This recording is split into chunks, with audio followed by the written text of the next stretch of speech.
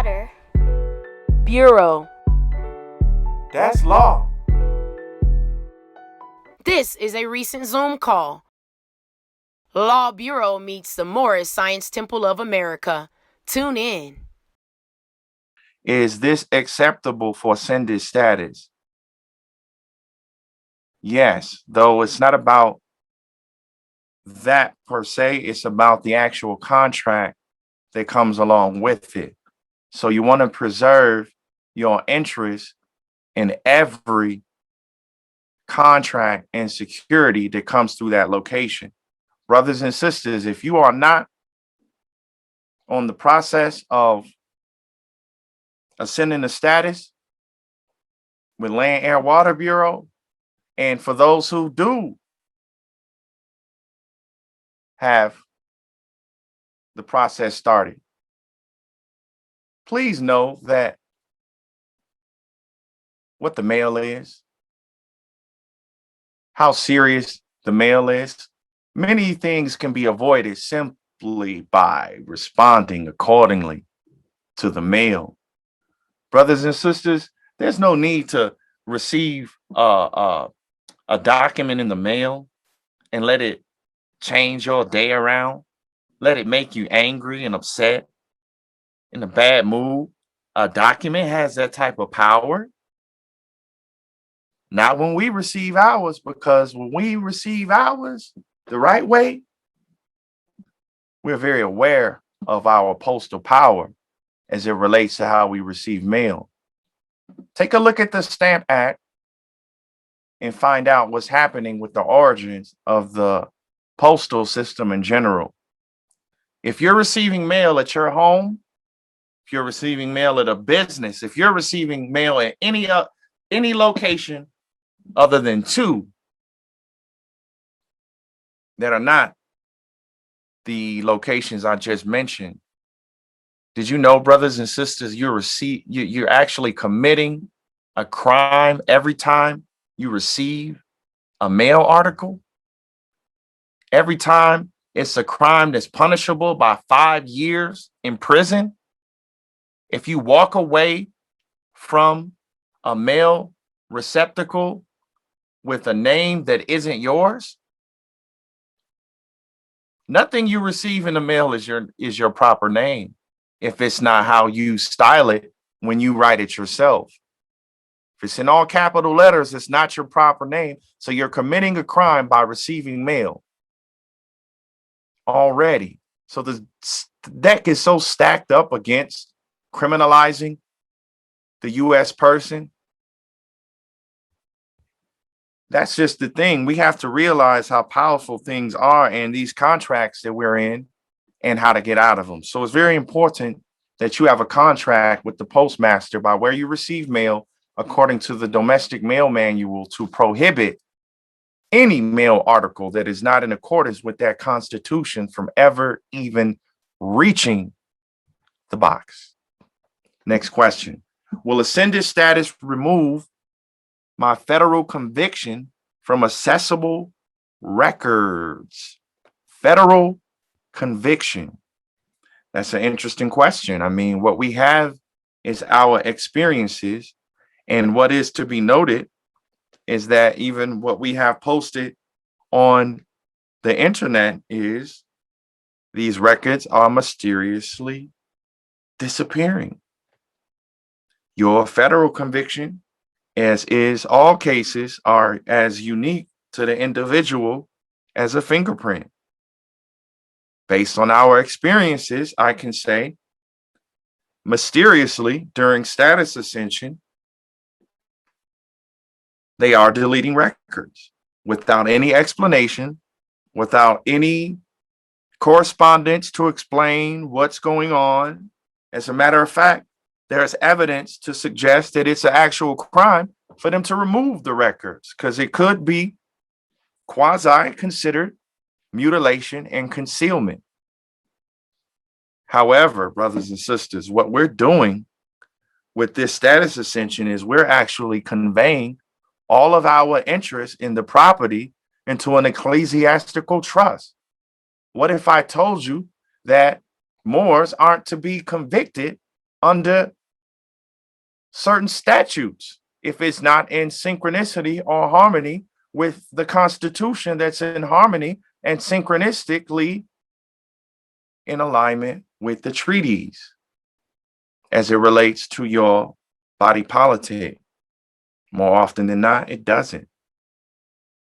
I believe that my brothers and sisters on this call are wise enough to know that we are simply indigenous. We are simply to be ourselves. The sin that has been waged on our people is a direct result of not being ourselves. And that's why the iron fist comes down on us because of it, because Allah is upset about it. So when we go back into our body politic as a sovereign theocracy, that means we are in harmony with the Most High. We are living according to equity and ecclesiastical law. What records? Is Allah looking at you as a federal convicted person?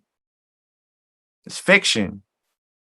So it's a lot going on in regards to that. It's a lot of cases being overturned at Oklahoma, brothers and sisters, as a result of some of these truths that I'm speaking. If you go and look at the Oklahoma Supreme Court case, you have convicted rapists, convicted murderers, even, heinous crimes. And they're being successful all the way up to the Supreme Court, with their defense being that the alleged crime, when it occurred, was not at the state of Oklahoma. Brothers and sisters, jurisdiction follows you like a shadow wherever you travel. That's your body politic. This land is unclaimed. So whatever location that is the title recognized by the nationality of the person being arrested is the jurisdiction.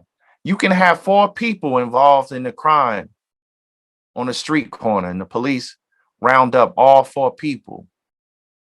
Depending upon the nationality and status of all 4 persons, those 4 individuals will be prosecuted under, or could be prosecuted under, 4 different bodies of law, totally dependent upon the nationality and status of the individual. The best position for you to be in, brothers and sisters, is in your own proper person, sui juris, because when you proclaim your nationality properly in this land, it makes you sovereign automatically.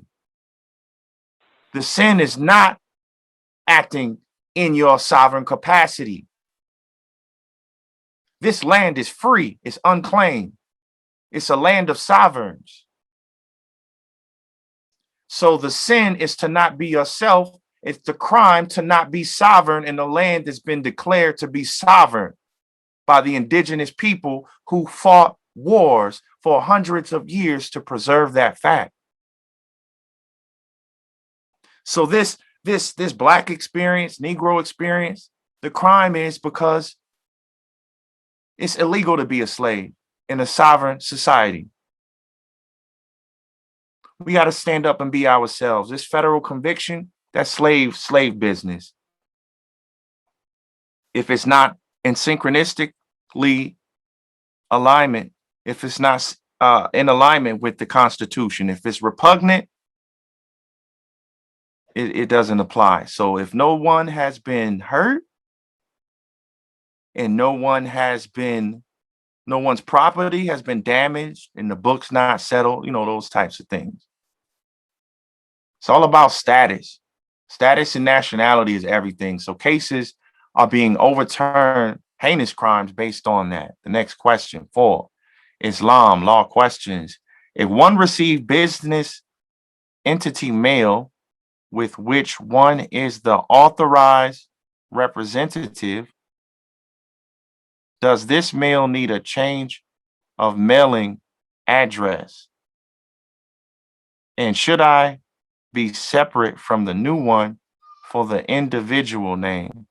On the mortgage discharge, does the law process apply to hard money loans? Okay, this is like a lot kind of merged in. So all mail should be received at the mailing location assigned during status ascension. There shouldn't be mail received at any other location. We just touched on it. Receiving mail at any other location compromises you and puts you in the public. And believe you me, brothers and sisters, every article received in the name is scanned into a database regarding those contracts. So if, for instance, you receive something disgruntled in the mail and it makes you upset, just know that someone's watching. The all-seeing eye is watching. They're waiting to default you. That's why if you have to go to court, that means they already got you defaulted somewhere on a document through service of process. Service of process is a real thing. And that's what the Constitution says. You have to be located within their jurisdiction. So you don't want to leave any stone unturned as it relates to your jurisdiction and where you receive mail. Because as I said, it's a crime for you to receive mail in the name that is not your proper name. So they're stacking the deck against us. That's men, women, children, everyone you know and love, brothers and sisters, is right now guilty of a crime for having a mailbox on the building. So you definitely want to make sure that you go through all of your records, credit report and all, and make sure that all of your contracts are done accordingly on having the mail forwarded as postmaster to your domicile. Should I separate from the new one for the individual name? We got some things coming up to clear that up for you. No worries, it's ahead. On the mortgage discharge, does the law process apply to hard money loans? We touched on this loan thing. We are funding our own slavery. That is the national debt, brothers and sisters. You are endorsing private credit from the Fed. When you read the Bretton Woods Agreement Act, you'll see it's like putting a noose on your own neck. It's suicide, brothers and sisters, because when you read that act, you'll see that these special drawing rights that have been granted to the unsuspecting American people that are U.S. persons by status and nationality, criminals in a sovereign society set up for them to be free, but want to be slaves or don't know how to get free. Either way, it's a crime. Even in doing so, the criminals that are responsible for the foolery and all of their spells and wizardry and keeping the people asleep, they then take those instruments and turn them into the treasury for you. The same treasury that you are already the beneficiary of. So it makes no sense to not do business with the entity that is set up for your posterity, for you to pursue your happiness. We need to cut out the middlemen. These hybrid Europeans, their political society is totally contingent upon us being ignorant. We have to know what a loan is. We've gone into, on the previous Zoom sessions, we showed that this U.S. person thing is not what we think it is. It is more offensive than any word that anyone could ever call you profane. It is worse than a COVID patient running up on you in the supermarket, taking off their mask and coughing in your face. You'll surely perish with this designation anywhere affiliated with you on how you do your business. Let's prove that. This is going to be a reoccurring thing because this isn't happening anywhere else as it relates to the awareness on these commercial instruments. When we look at this 1578G, we see the margin requirements regarding loans. We said the PPP loan and the loan thing coming up again. So here we go. Let's look at this. What are the margins? Actually, you guys can't see my screen, so I'll read. Let's do this. When we look at a law dictionary, Black's Law, second edition, online, we're put in margin. Let's not assume that we know what these words mean when we look them up, brothers and sisters. The only reason the Land Air Water Bureau is enjoying the fruits of these labors is because we actually took the time out to look these words up and not assume that we know words on the face of the word, because we know that the opponent never taught us how to read on purpose. And they don't teach it anywhere in America. So you must be able or have the awareness to look these words up in a law dictionary and in the etymology dictionary. Because when we look up this word margin that's at 15 USC section 78G, the definition is the edge or border, the edge of a body of water, the jurisdictions happening. Brothers and sisters, what is the water jurisdiction? Maritime Admiralty.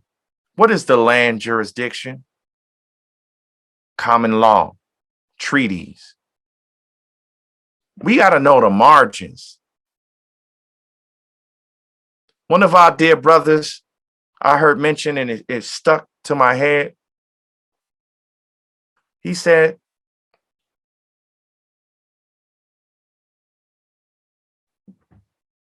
between public and private. Here it says it's a margin. We got to know what a water meets the land. And then it says, as applied to a boundary, a hue of land, the margin of a river, creek, or other watercourse means the center of the stream. But in the case of a lake, bay, or natural pond, is that B-A-Y or B-E-Y? The margin means the line where land and water meet. This is both sides of the Great Seal, brothers and sisters. Right on the dollar. Some say it's a bill. A dollar is gold and silver. A bill is a debt instrument. The instrument itself is in a box, according to the four corners rule. It's a contract outside of it. The contract is how you endorse the credit. If you actually satisfy the margin requirements. Definition 2, a sum of money or its equivalent placed in the hands of a stockbroker by the person or a person on whose account the purchase is to be made as a security to the former against losses to which he may be exposed by a subsequent depression in the market value of the stock. We're talking money. We're talking margins. We're talking maritime admiralty. We're talking treaties. We're talking common law about these margins. All of it being applicable when you're taking out these loans, brothers and sisters. Where's the credit coming from? Did you give them gold, silver? What's the medium of exchange? Where's the value?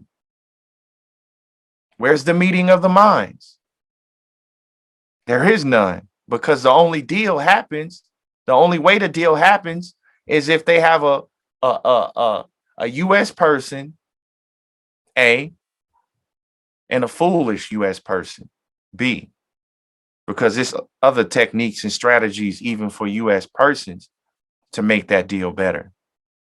Let's go back over to 15 USC section 78G, and you'll see it's dealing in the margin requirements. Read this entire section, but to save time, we'll go down to subsection F as in fund, and it says unlawful receipt of credit.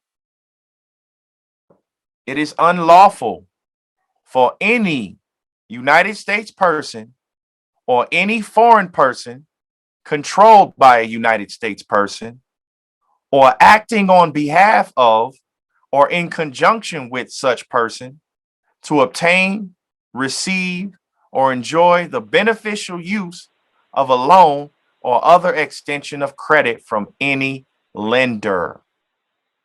It is unlawful. It is unlawful. It is unlawful.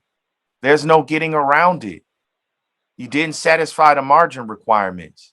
The only way a loan can happen in a sovereign society is if you have a debtor U.S. person that's waiving all of their interest in that security instrument. All they're going to do is take the loan paperwork and auction it off to the highest bidder, and then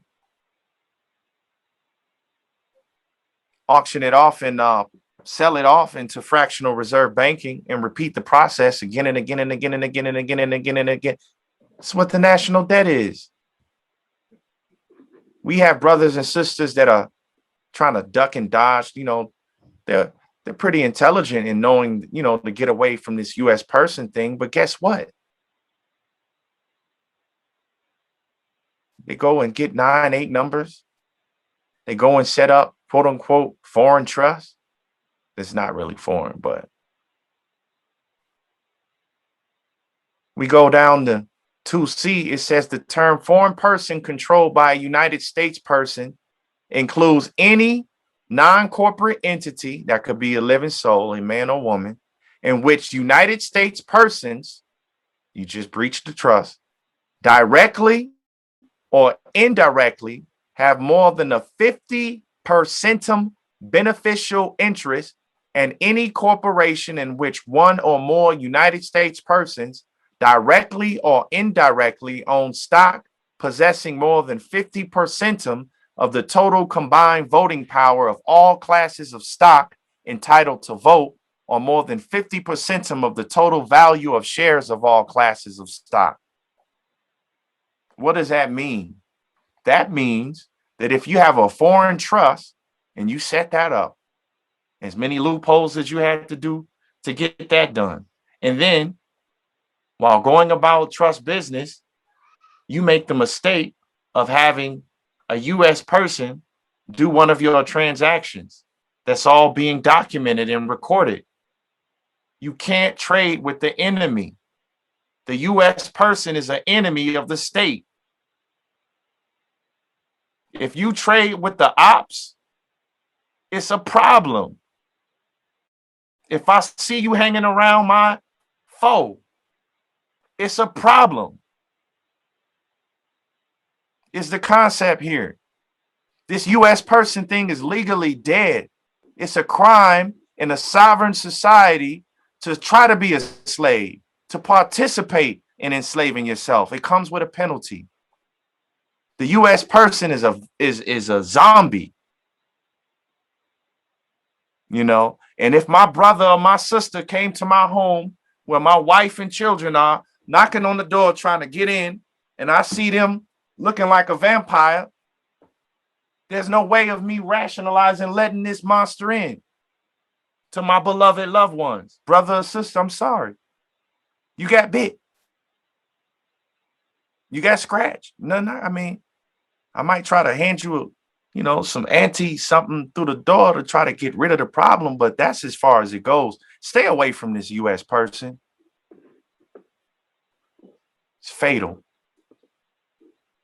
Next question. 5, Islam.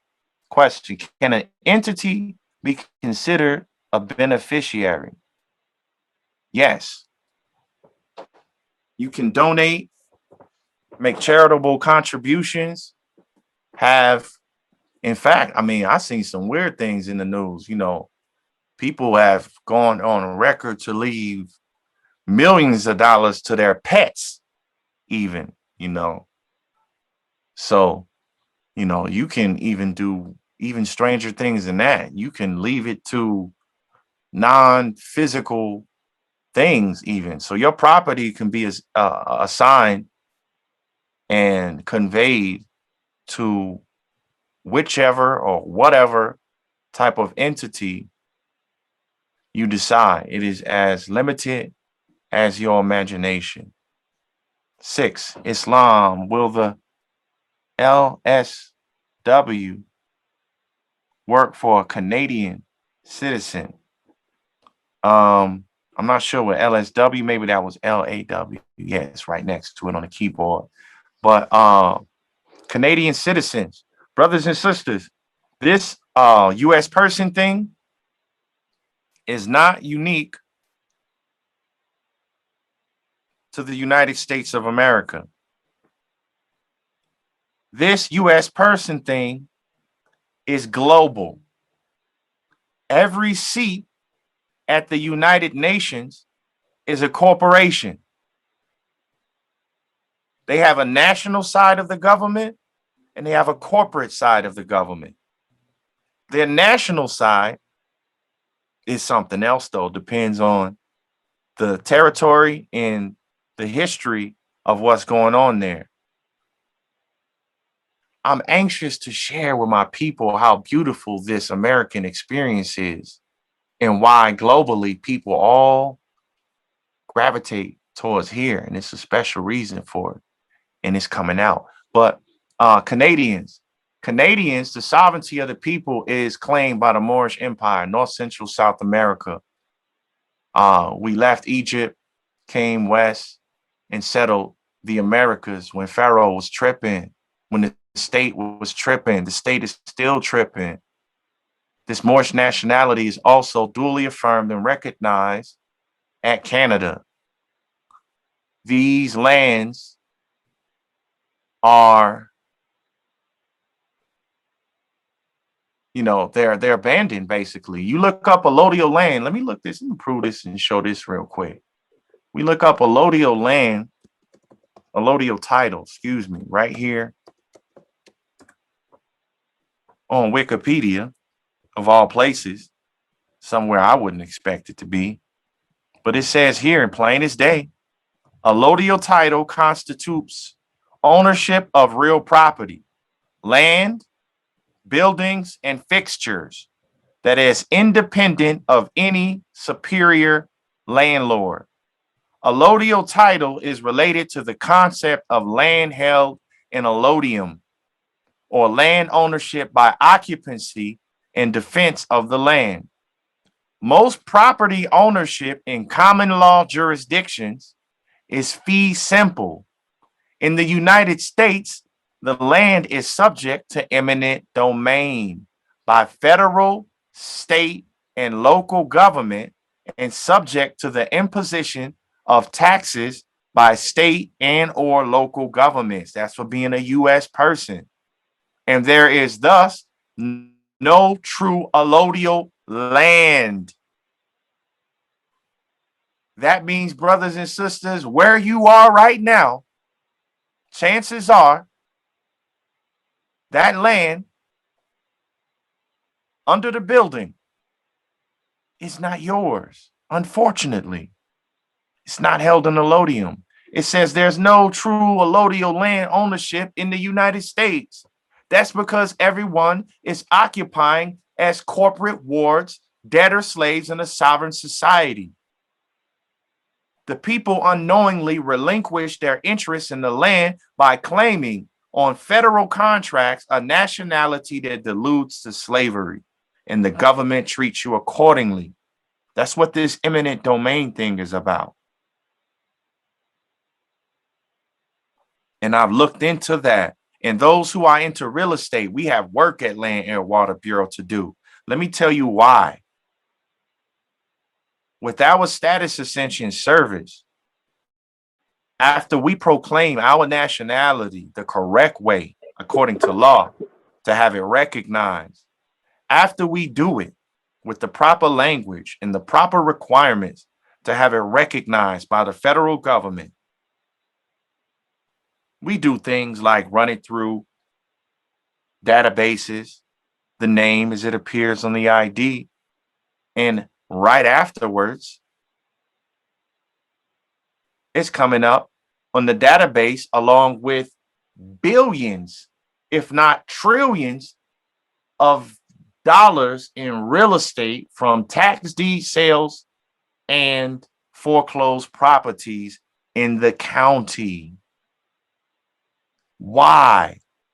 Because we duly affirm our interest in the land. So if those properties are abandoned, it's ours. The closest we got to it is this body of law called eminent domain. And when we read the eminent domain laws, and you can verify it as well, brothers and sisters, it'll tell you wherever you are in your state with the eminent domain laws, usually it requires just tendering a security to the county treasurer when your status is correct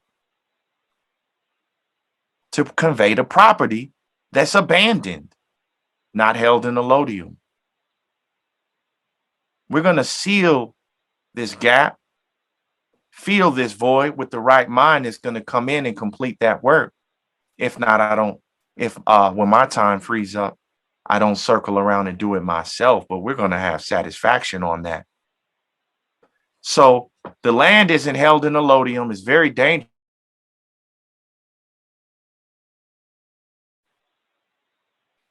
Same thing goes for Canada. The Canadian people are not also acting in their sovereign capacity. The only way to act in your sovereign capacity at Canada that I know of is one of two ways. One, you're a Moor. Two, you're actually part of the crown. But chances are, if you're emailing us, you're not part of the crown.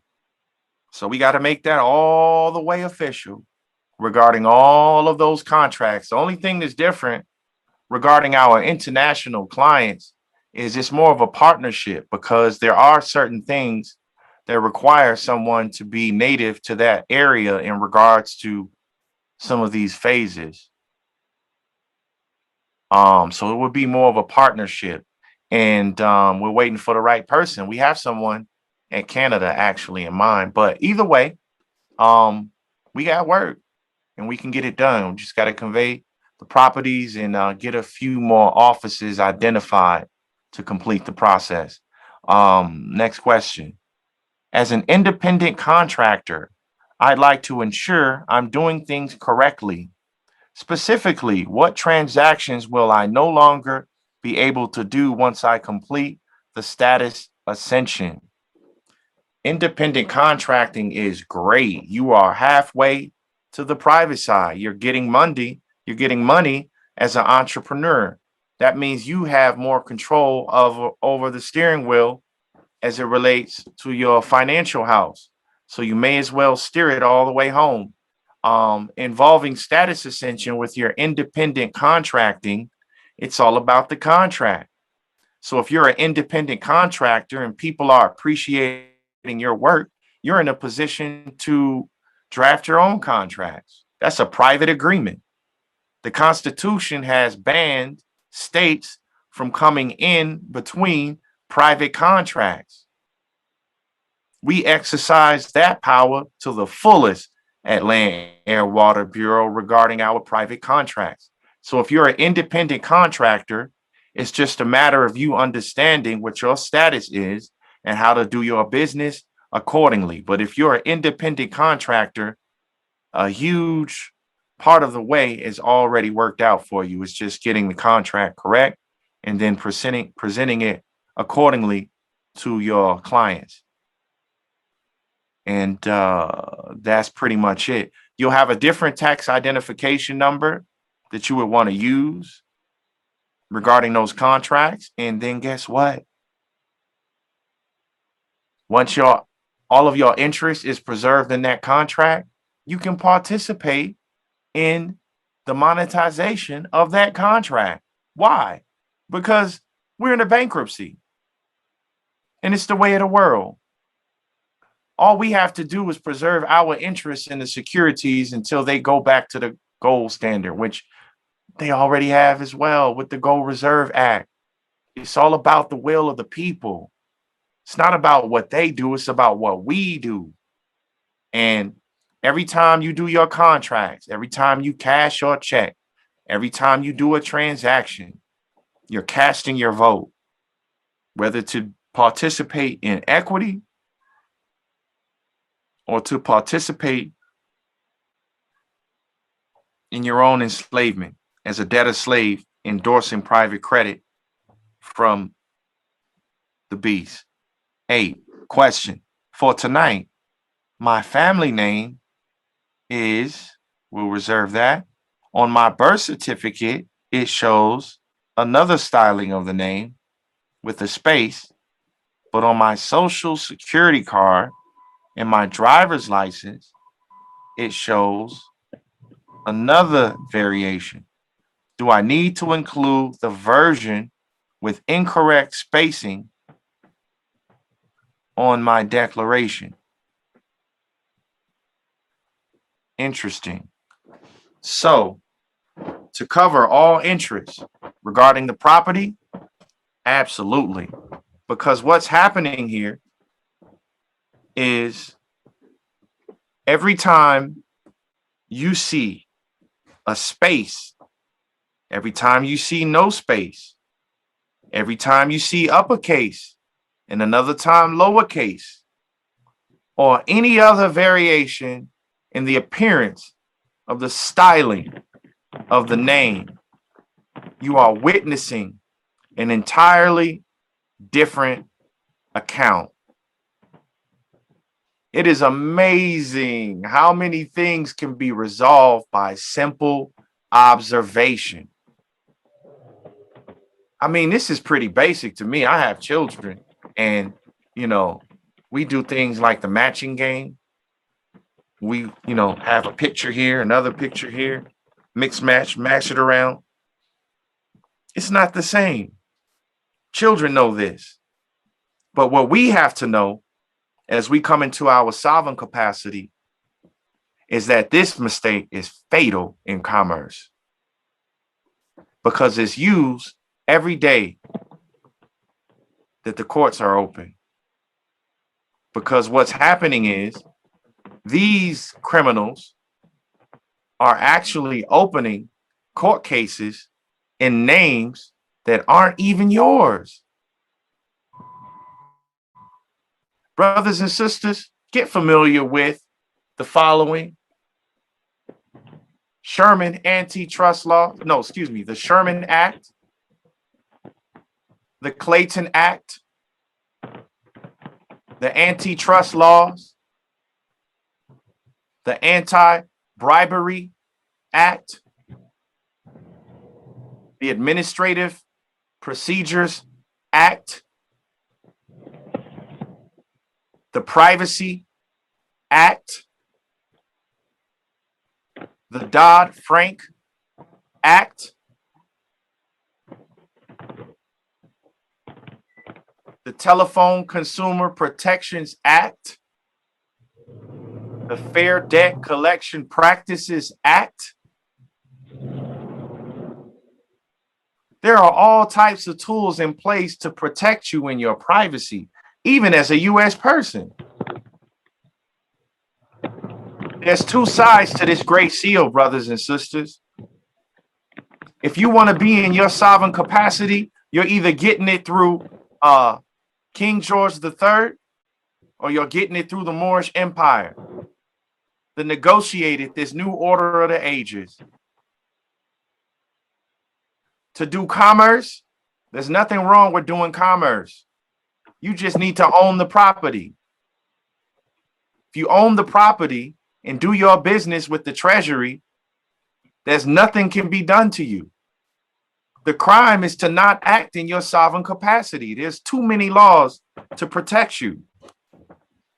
And these guys are setting up court cases and sending out debts with advertising mail. Because when we look at the Stamp Act and we study that body of law, we know that red metered mail is advertising mail in the domestic mail manual, brothers and sisters. They're making advertisements on you. I just disqualified over 90+% of the mail system today.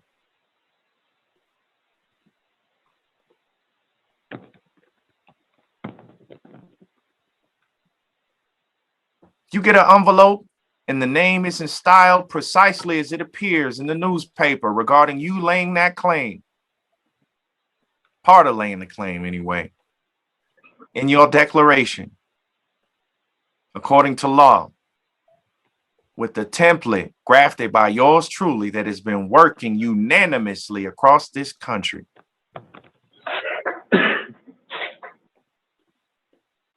Then it didn't happen. We never seen it work any other way. So you want to make sure that in synchronistically with that fact, you lay claim on everything moving, because it's millions, if not billions, in each variation of the name. And all roads lead to the treasury. And that's where we're headed. So claim everything. And that's the first email. I have a second, I trust, regarding the questions. And I do. And the next question is, what is the difference between correcting the status in the Moorish Science Temple and the correcting the status with Land, Air, Water Bureau? Beautiful question. So what I gather, what's happening here, and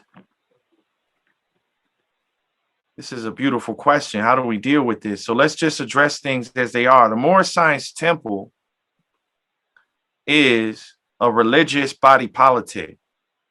The Moorish Science Temple is a religious body politic inside of a larger religious body politic, which makes the foundation of the Moorish Science Temple of America a sovereign body politic.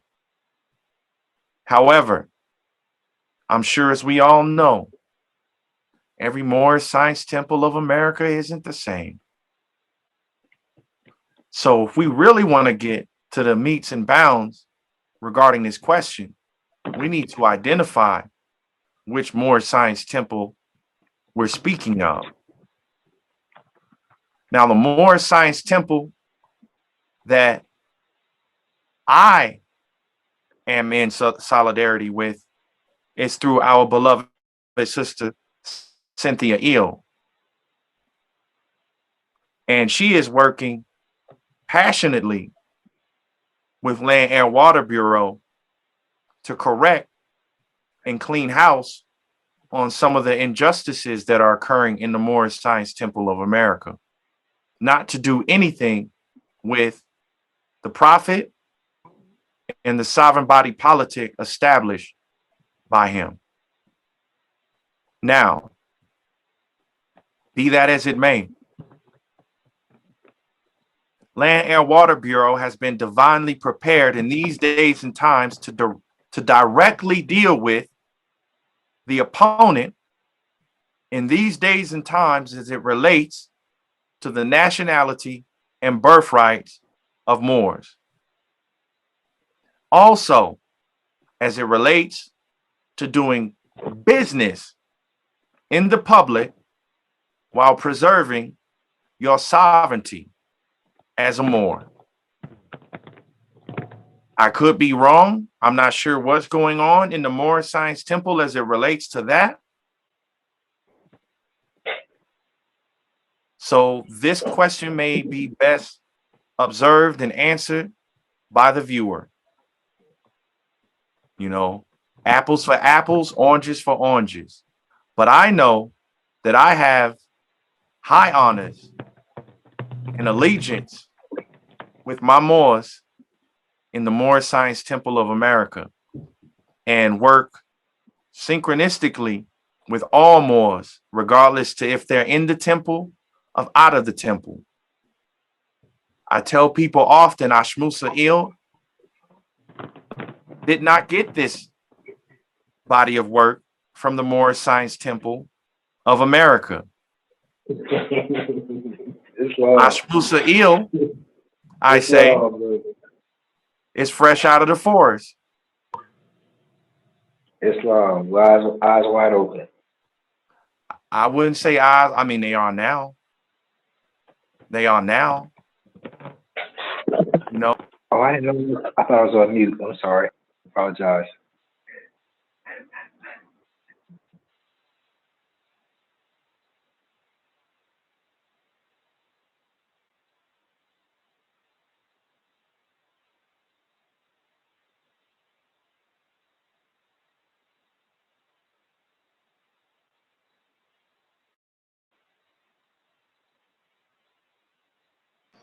Islam, is anybody talking?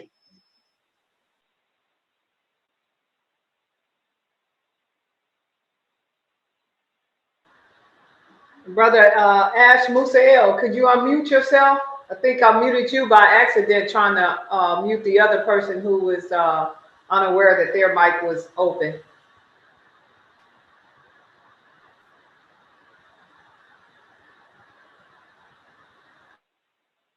He's still muted.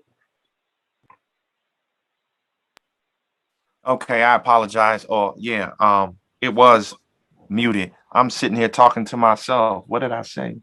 Oh, yeah, so I have 2 more questions, and then we have about 45 more minutes, and then we can just open the floor with whatever topic anyone wanted to go over. We'll go into it, and I just saw 4 in the chat, so I'll get right into it.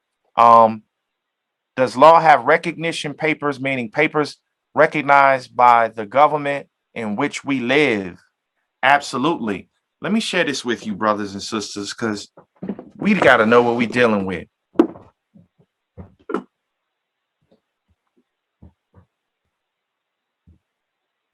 Brothers and sisters, you've been duped. I want you to go online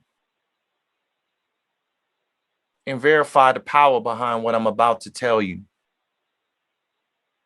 as it relates to Moors.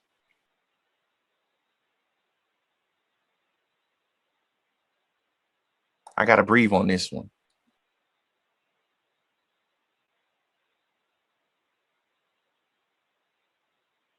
This gray seal has 2 sides.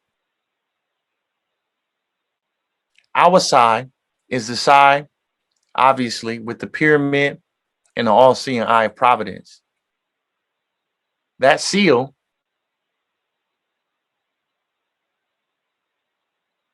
is our seal, the side of that belongs specifically to us prior to the treaties coming about and the negotiations made with King George III to end up resulting in this new order of the ages. If you look at the foundational documents, Stamp Act, and these things that happened prior to 1776, you'll see that there was a First Continental Congress. We have documents that demonstrate the First Continental Congress has Mulay Suleiman, the Sultan, as the religious leader of the United States of America. That's Mulay Suleiman on the First Continental Congress as the religious leader of the United States of America. In a new government founded by the Adansani Confederation of Moors.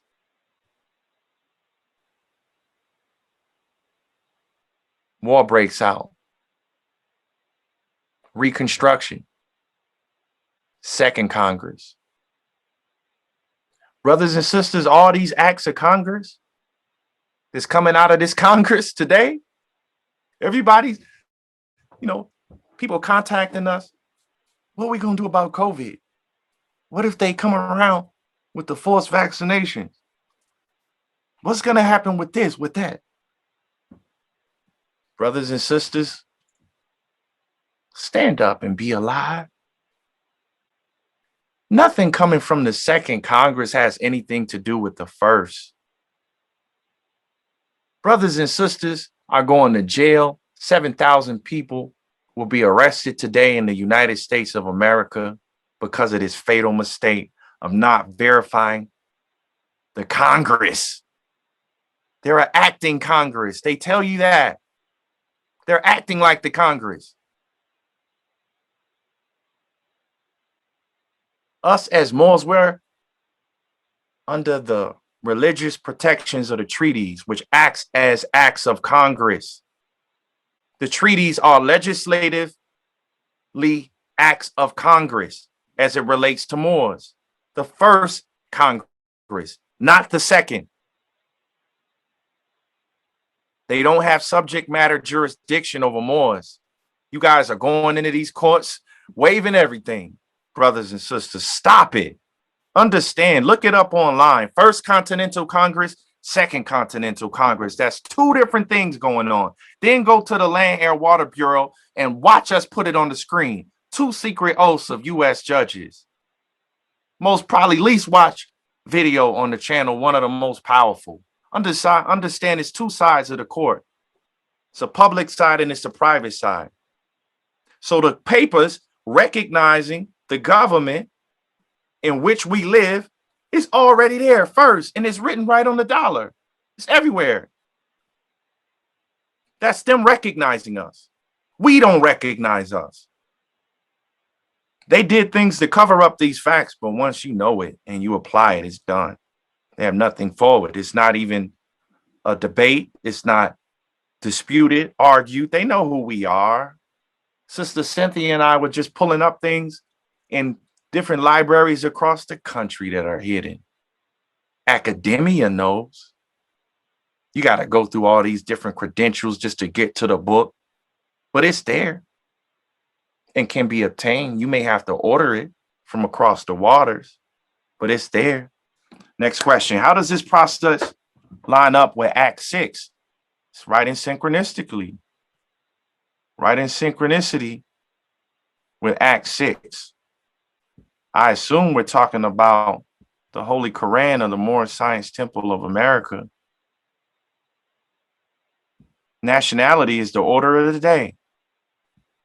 Nationality is what's going to get you to the treasury.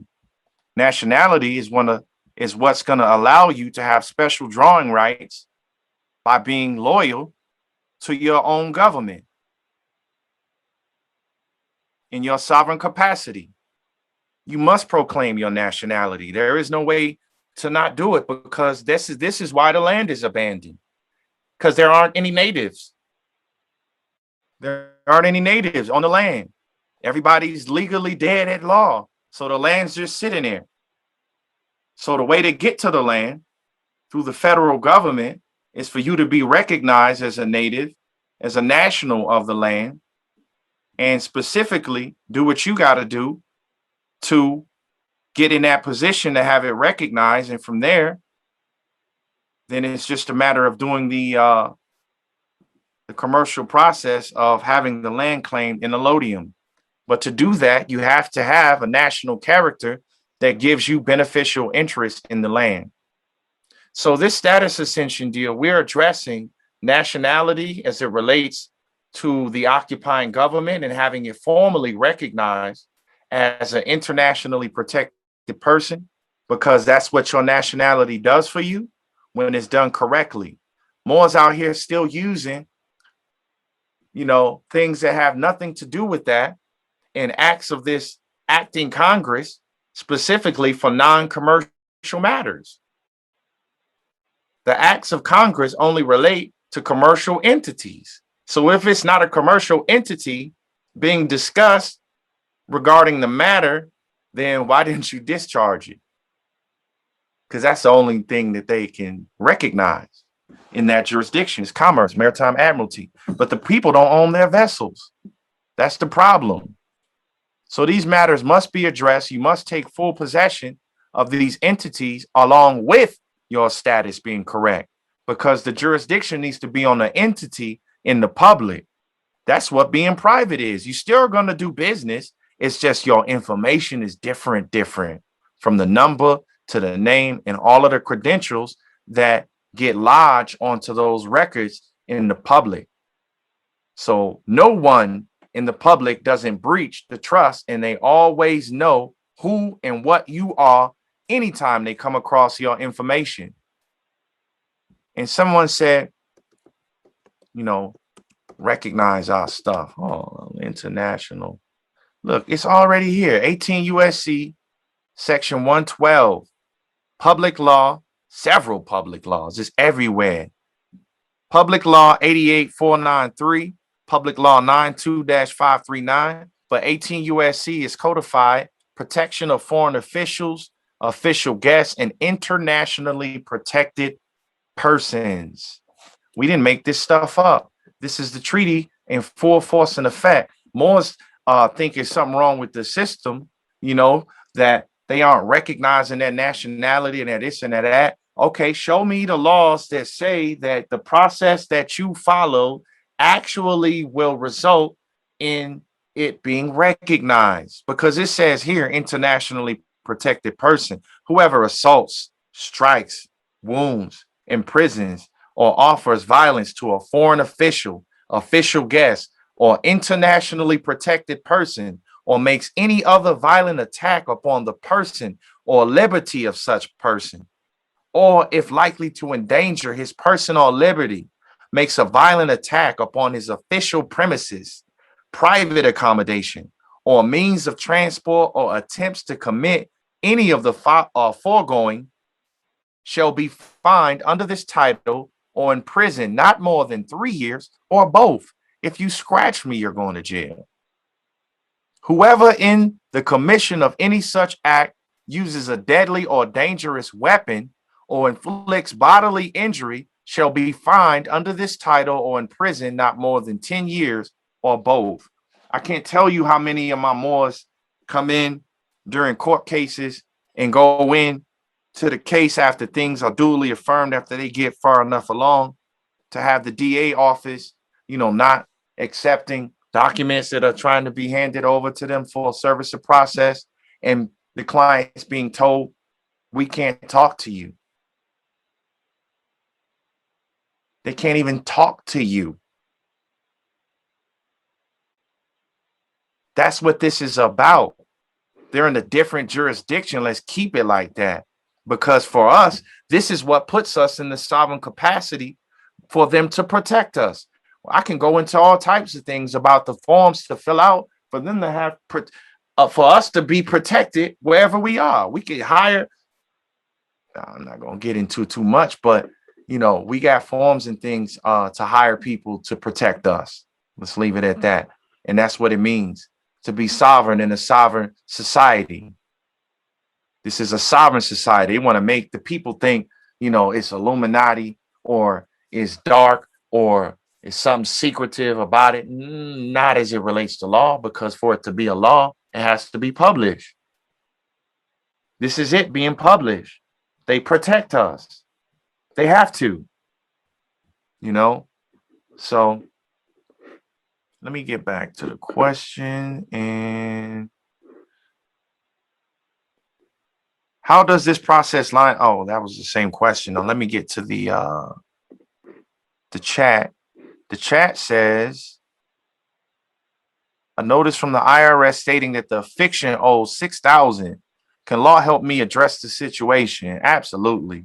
A loan is a loan. A debt is a debt. Yours truly, ASHMUSA, has been divinely prepared from working in law offices. Part of my journey was working in these law offices, and we were recovering bank loans, and we were recovering mortgage debt, and we were recovering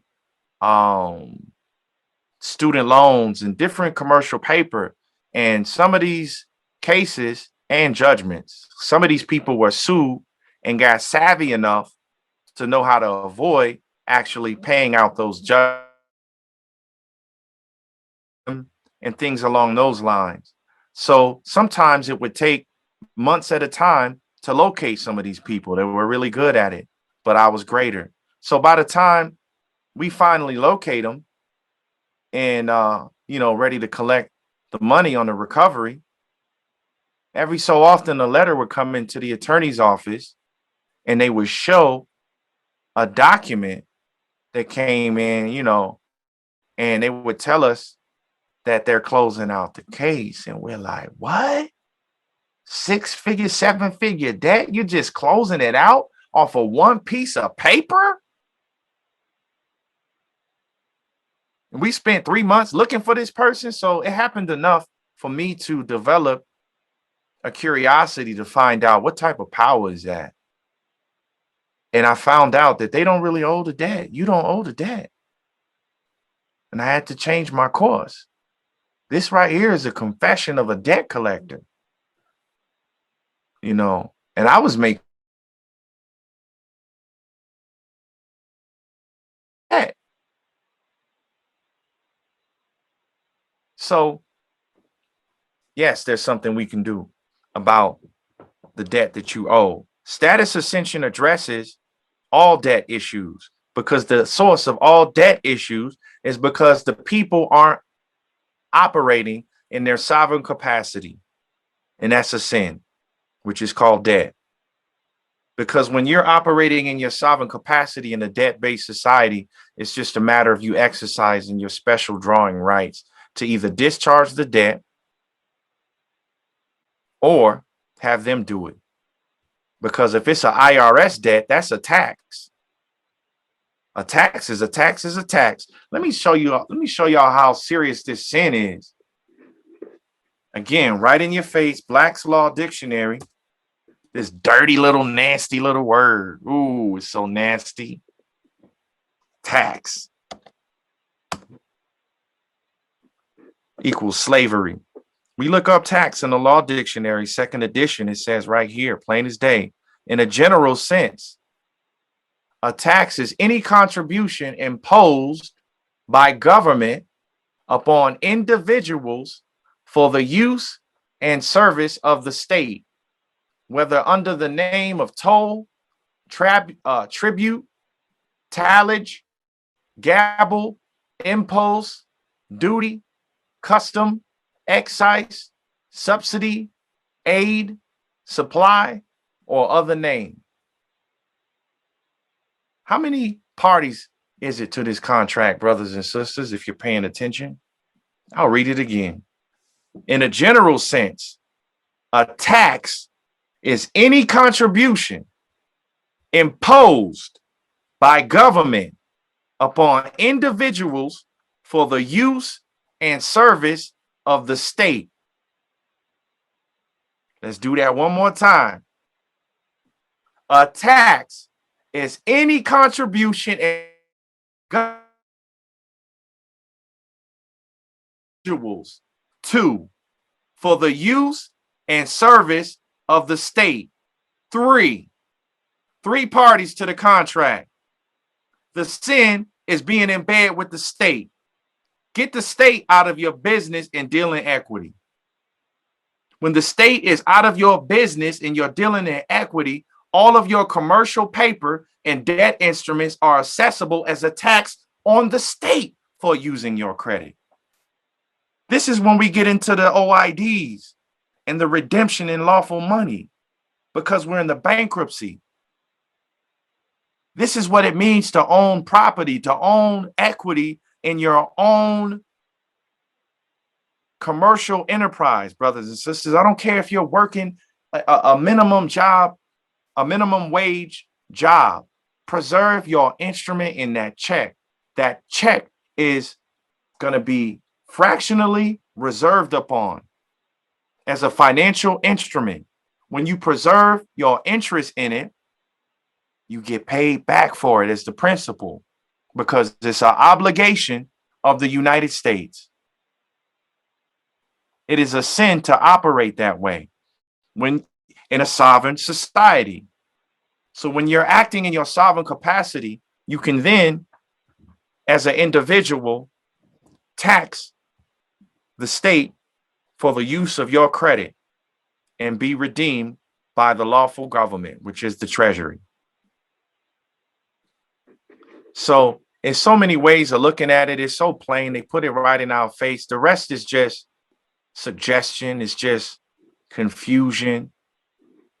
I'm hoping that we can identify how much of a problem this thing actually is so that we can get out of this situation we're in, because the remedy is already won. The remedy is already there. The victory is already won. This last question, Islam. As a barber, I have a state license, but I'm an independent contractor with that. How would one operate? Get out of bed with the state. Let's look this nasty word up. License. Ooh. Nasty word. It's offensive. Got that, but still, how would you operate?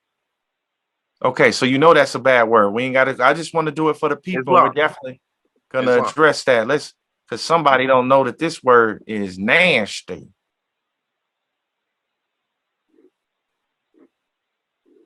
The definition of license, brothers and sisters, for those who don't know, in the law of contracts, a permission accorded by a competent authority conferring the right to do some act which without such authorization would be illegal.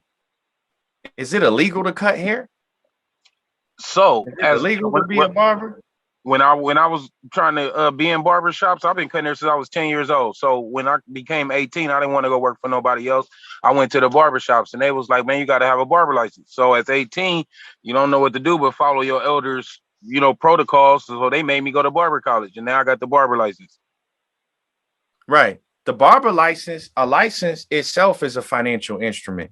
So when we go to websites like gmeiutility.org and we see when we put in, the search, the social, and we see all of those legal entities come up, those are licenses, bonds, security, so on and so forth.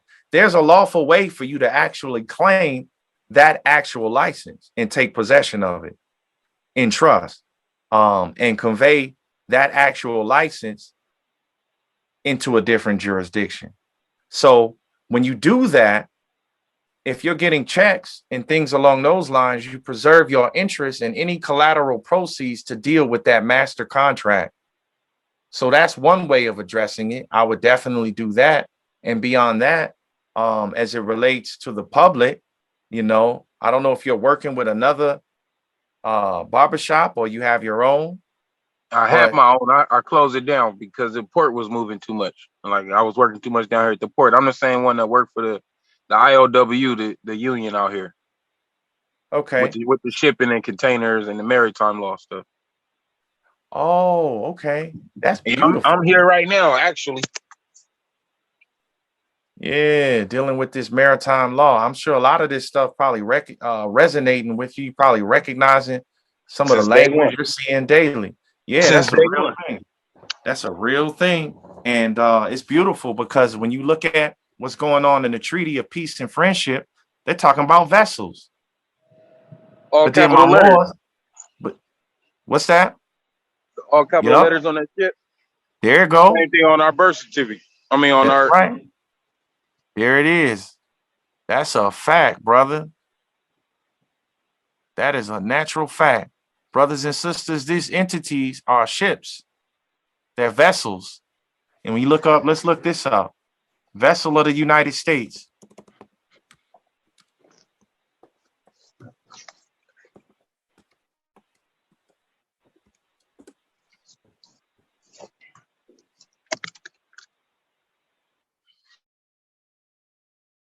Vessel of the United States. This is at 18 USC Section 9 is used in this title. Means a vessel belonging in whole or in part to the United States or any citizen thereof, or any corporation created by or under the laws of the United States, or of any state, territory, district, or possession thereof. So that's what a vessel of the United States is. Now let's do this.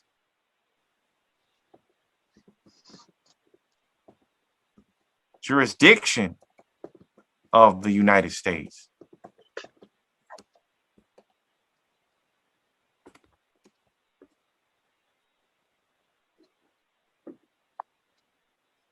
(18 USC Section 7). Special maritime and territorial jurisdiction of the United States. Brother, we are living souls. You are not a ship. You are not in maritime admiralty. You must proclaim your nationality accordingly, correctly, and take possession and master your ship in commerce. It's already set for it to occur. The jurisdiction of the United States is maritime admiralty, 18 USC Section 7. Brothers going in the court arguing, I'm a Moor. Well, why are you there? Because they're going to take you to jail. I mean, there are things that should have been done prior to that. Court is not the place to argue that you're a Moor or not, because they know already if it's done correctly, is my point. because Moors know the margin requirements. We know both sides of the Great Seal. We know what was that term they just had in there? It's a water course in the middle of the stream between public and private. So in doing so, and going to court, you're already in the jurisdiction if they sent you something and you received it. I ain't never purposely went to court. I always got arrested because I had warrants because I didn't believe it anyway. And that's just been happening since you first your parents tell you to get a driver license, you get a ticket, now you got a warrant. They not my parents, so I never went to go see them about none of that. But after you've been in jail 14 times, that's what happened with me off of warrants. So that's what brought me more so into the Moorish Science Temple of America, studying the laws of the Constitution, etc. But I'm still have a barber license. I still work for down here at the port. So this is why I myself have, been found by the Prophet and our Grand Sheikess, Cynthia L, who brought me to your forum. And I'm all vested, but I just don't want to put myself in a worse situation, even though I don't think I will. I'm just trying to learn the processes. Right. So you got to know that, we look up warrant, even in the law dictionary. A warrant is an order by which the drawer authorizes one person to pay a particular sum of money. Every time you were issued a warrant is because of a debt. Someone took out a commercial bond against your person, your ship. The ticket. What's that? Yeah, by giving you a ticket. Yeah, the ticket or whatever the commercial instrument that they say that you defaulted on. So the warrant is because you didn't pay it. Guess what? We don't do that as Moors. When we're acting in our sovereign capacity, we can't be held for a debt when you're the national treasure. So they can't even charge the account without the consent of the beneficiary. But if there's no beneficiary on the account, they can issue as many warrants as they want, as often and as freely as they want. These people are getting away with murder because our people are participating in our own enslavement. These are debt instruments. When you're in your sovereign capacity and you have interest in land, you satisfy the margin requirements, so you can't be held for a debt. The treaties act as legislative public laws when you're in your sovereign capacity. That means they got to turn you loose. It's right in the Treaty of Peace and Friendship. Islam, I read. Turn your vessel loose. Islam. So, other than that, the remedy is Status Ascension, Land, Air, Water Bureau. We address all those issues. It's a gift that keeps on giving. In fact, we got several videos on the channel of people having 5, 6 warrants at a time. And then by the time, Johnny Law finally catches up with him and they go to book them, the warrants are gone because they got discharged. Status Ascension is the order of the day. Nationality is the order of the day. We try not to get so much into our street, but I see that it's becoming inevitable. Brothers and sisters, to really learn your nationality, there's no better place than the Moorish Science Temple of America for teaching you who you are, because that was part of how I learned. I just didn't get it in the temple, but I ordered all of the books and I went beyond and with my research and traced it all the way back to its true sovereign authority. And with your nationality, you can form as many organizations as you want for the upliftment of our people, and we certainly need it. So do something. Everybody create an organization and help us out because we need help. But the idea is that when you're in your sovereign capacity, you can't be held for a debt. You have an unalienable right to discharge all public debt, and any evidence of that you see at 18 USC Section 8, all commercial paper is then accessible to you as a tax for the public using your special drawing rights from the Treasury. That's how that works. So with that, I think we covered that. And is anything else in the chat or anyone else have a question?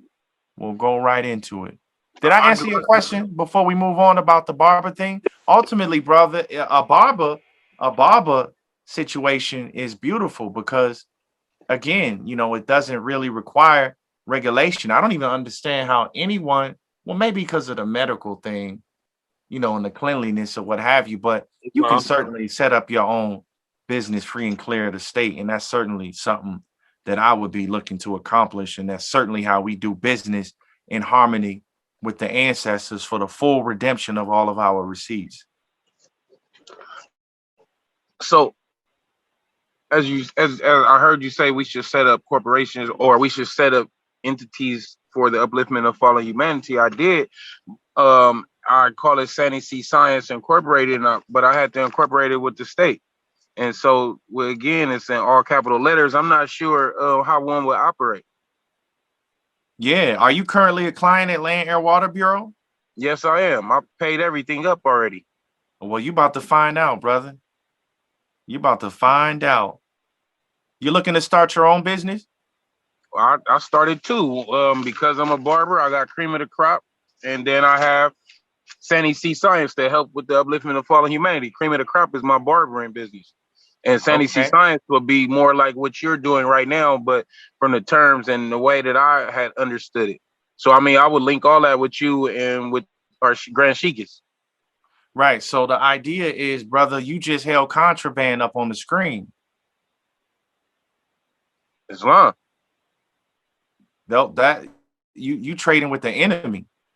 Islam. I didn't know no other way other than setting up the corporations.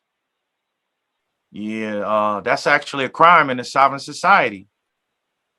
Islam. Now I know. Yeah, it's dangerous, bro. But you're about to find out how to clean all that mess up for sure. In fact, we addressed that at phase 5. Islam. Definitely phase 5. So if you're paying attention, you're going to see exactly how to set up your businesses and do things accordingly in harmony with how the Treasury, which is, you know, a regulated thing, any derivative commercial instruments that come as a result of your business endeavors by regulation must be routed back to the Treasury. So there's no escaping it. So you got to do it correctly. And when you do that correctly, yes, you'll preserve your interest in all commercial paper through and through.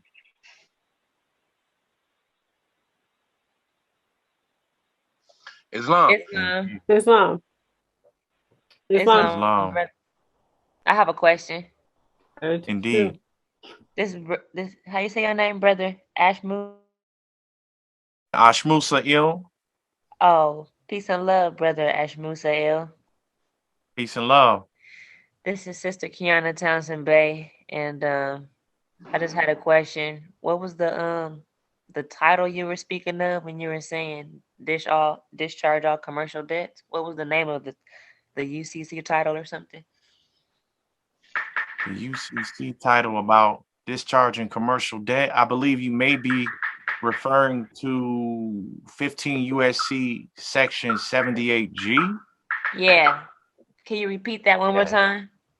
Yeah, so that's 15 USC is abbreviation of United States Code, Title 15. Okay. And it's section 7(8), and then G as in girl. Section 7(8)G. Section 7(8)G, and it deals in margin requirements. We have to know, brothers and sisters, that this political society is a result of the sovereign negotiations that occurred between Sultan Moulay Solomon and King George III. The British Empire negotiated with the Moorish Empire to set up the United States of America for both world systems to operate concurrently in the public. Us as Moors, we are victims of another order that came down from his descendants that actually enslaved us on a global scale. They said we were natives. We are natives, and there's no way we would go along with religion. Brothers and sisters, we are not a religious people and fought to the death to the point of being enslaved for not going on along with this new world system as it operates today, currently in the public as religious societies. We were here before religions and didn't go along with that, and we were removed from our positions on a global scale. Now, before that happened, however, there were royal decrees that put in place to preserve the sovereignty of us as a people. We got to know the difference between public and private, do business accordingly, know the margin requirements all the way to the treasury for our own salvation. We have prepared a divine plan that's going to get us through the entire age of Aquarius as we enter into it by knowing these margin requirements, because the remedy is already preserved for us. Islam, are there any books pertaining to the margin requirements? This thing is so interesting, but it's several books. Any books on banking is always good. I did my study with Michi on banks and banking, particularly. It's a law book series. If you don't want to purchase, the law books, just you can go to a law library. You certainly can do that. But I would say online, the most powerful thing you could do right now is go to treasury.gov and put in Treasury Financial Manual.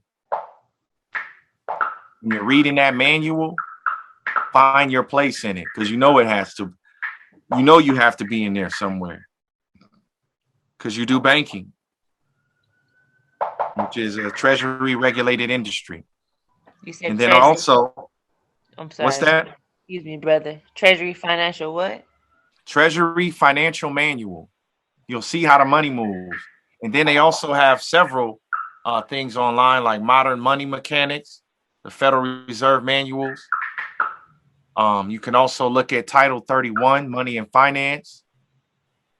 See how the money moves. You'll see you have special drawing rights. You'll see you can make appropriations. You'll see that discharges and things are happening, but it can't happen for a U.S. person.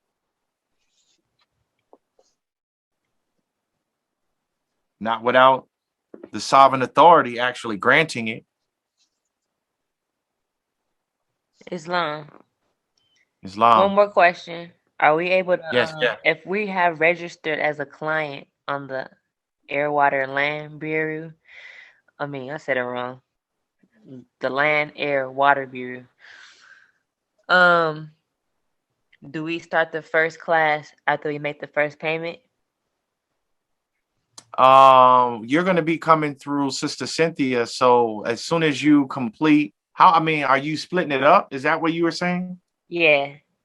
Yeah. So how we're doing it, we kind of didn't roll it out yet, but what we're doing to not turn anyone away, we're splitting it up into phases. So we're doing it like a curriculum at a time. So if it's 9 phases on Status Ascension. So if you can take the donation amount and divide it by 9, then it'll unlock each phase as you go through the database portal. Okay. Is there a deadline? Meaning, like, is there a way to miss the first phase? I don't think I understand the question. Like, if you're breaking up the payments, is there a deadline to complete the first payment in order to start the first phase when it rolls out?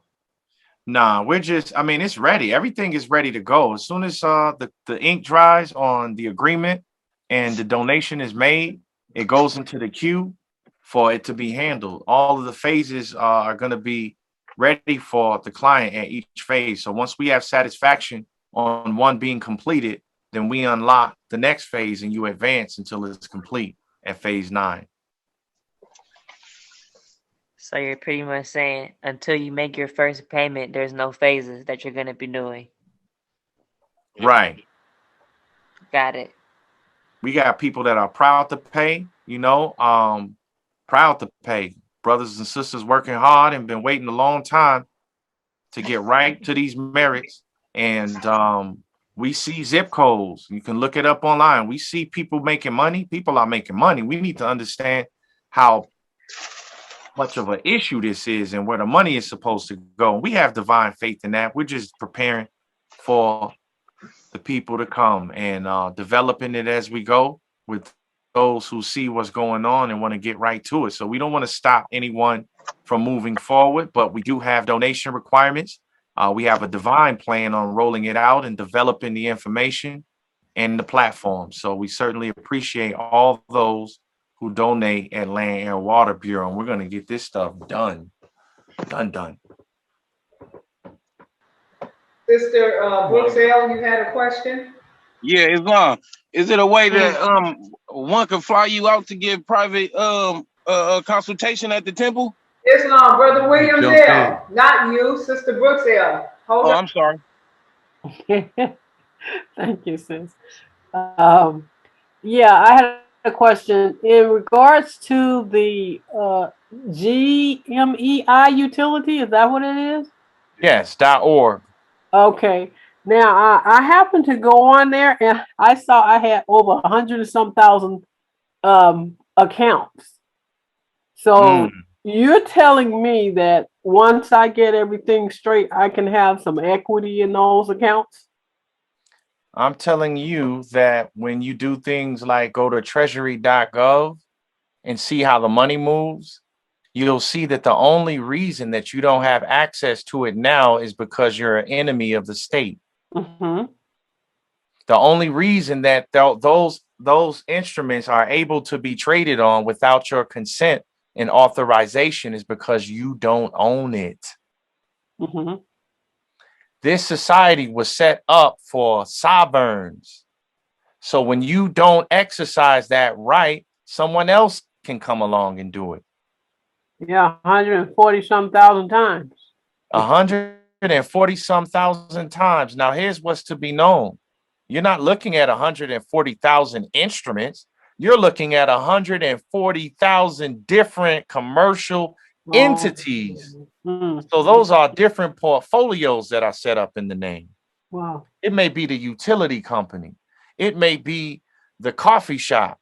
It may be the mortgage company. It's not even May. It's not even May. When we look at 18 USC Section 8, we'll see exactly what's going on here. And it's everything here is what you see on GMEI utility because it's all an obligation of the United States. Everything you see at 18 USC Section 8, and I'm going to read it for clarity because this is our manifesto. People aren't aware of these things. The term obligation or other security of the United States includes.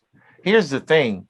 You want to make it their obligation. We just went over tax. The government, the state, and the individual. What we're doing with Status Ascension at Land, Air, Water Bureau, we're removing the clients from these instruments as the surety and replacing it with the United States. That's an automatic discharge because both sides of the seal, the margins have been met. And it says that when you do that, any derivative security is an obligation of theirs, which includes all bonds. That's a birth certificate.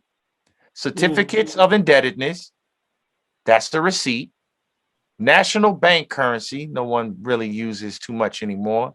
State issue bank paper. Federal Reserve notes. Everyone knows about FRNs. Federal Reserve bank notes. Coupons, just like in the Sunday paper. United States notes. People are familiar with, but no one really uses anymore. Treasury notes, gold certificates, silver certificates, fractional notes, certificates of deposit, yes, CDs at the bank, bills, yes, the utility company, the cell phone, you name it, water, mortgage, all bills, checks, the ones you get from the employer and the ones you write, or drafts for money. That's the debit card, credit card, drafts for money, checks, drawn by or upon authorized officers of the United States. That's every U.S. person. Stamps and other representatives of value of whatever denomination issued under any act of Congress and canceled United States stamps. If we pay attention here, we'll see that all of this is money. All of this is a security that's being issued. All of it is eligible to be registered, recorded, and have the tax assessed on it for reimbursement purposes if you're acting in your sovereign capacity, because all of it is an obligation of the United States in maritime Maritime Admiralty, law of the sea, commercial activity. So when you satisfy the margin requirements and act in your sovereign capacity as a Moor, and you take possession of these commercial entities, then yes, part of the deal for you to be made whole is for all derivative securities and assets to be returned to the principal. And that's exactly how it works. So that money, yes, sister, beyond the shadow of a doubt, is sitting there waiting for you to come into this information that's being presented by yours truly. That's a natural fact from my mouth to the ears of Allah. Imagine this God we're speaking of. This God loved us so much that through all of our ignorance and disobedience, this God knew that one day we were going to come out of this shallow grave in the West, wake up to these truths, and handle our affairs accordingly. It's 21 hours. And when that happens, as a matter of law, it's already there waiting for us. And you'll see it right inside of that Treasury Financial Manual. You'll see it right inside of Title 31, Money and Finance. It's already there. We're beneficiaries of the first Continental Congress, not the second. The second is Maritime Admiralty. That's the water. So we got to do our business accordingly. Stop endorsing private credit from the Fed, private credit from the International Monetary Fund, and do our business accordingly with the Treasury to be reimbursed and made whole, because that is the natural government and the law of the land. Praise Allah. Honest to our Prophet Noble Drew Ali. Peace, brother. Could you repeat what you said when you said the first continental? We are the first continental, not the second continental. What? Yes. So it goes to be said that, there's an acting Congress. The Constitution said the legislative assembly, laws are written by Congress, acts of Congress, right? What Congress is the question? What Congress? What Congress are we talking about? People aren't aware that there's two. It's two Congresses. One. Oh my God, this is so. Brothers and sisters is going to court as Moors, arguing statutes, codes, and ordinances, trying to get free. I'm a Moor, and they argue codes. We use codes on these calls for quick reference because they don't make the public laws as accessible. The codes come out of the public laws. The public laws only apply from the Second Continental Congress to corporations. Our remedy is in the fact that any acts of this Second Congress is always corporate in nature. All crimes are commercial. They tell you that. It's against the revenue laws. That's why you see all of these crimes, all these federal convictions are coming under the ATF through alcohol, tobacco, and firearm statutes when you route these security bonds against the revenue laws. So you have to get in your sovereign capacity, and that's how you escape any statute coming from the Second Continental Congress, which everyone thinks is the Congress. And they're getting upset and storming and getting mad at them because the people aren't handling their business accordingly from the national side. This Maritime Admiralty happening there. So the idea is to meet the margin requirements, you got to satisfy both sides of the seal. And we're helping our clients at Land Air Water Bureau to be 720-degree Moorish Master Magi by knowing who you are on one side, the national side, 360 degrees, and then also mastering the commercial side, 360 degrees. And that's both sides of the Great Seal. We have a gift waiting for us that is insurmountable. They can be bankrupt in the public all they want. It's just about us taking possession of these instruments and preserving it with the gold clause. So when they return it back, we take it in gold. Put out the fire on these commercial instruments. And that's what's going on. So as it relates to the Congress, our people are being duped. They're being prosecuted. That's everybody, federal and state. This is why their conviction rates is so high, because the people are marching in the court using squares when they should be using circles. And vice versa. It's two sides to the Great Seal. You got to know both sides. And if it's a commercial thing, then the fact that they got you there means you're slipping, because what we're experiencing at Land Air Water Bureau is automatic discharges. Can't charge the vessel. Can't charge it. You can't. It's just impossible. You know, they do what they do. They're very honorable. It frustrates me to know that our people are still in the condition that they're in when these people are really being honorable. And it's mind-blowing. I'm talking about blessings beyond belief. Everything from freedom to finance.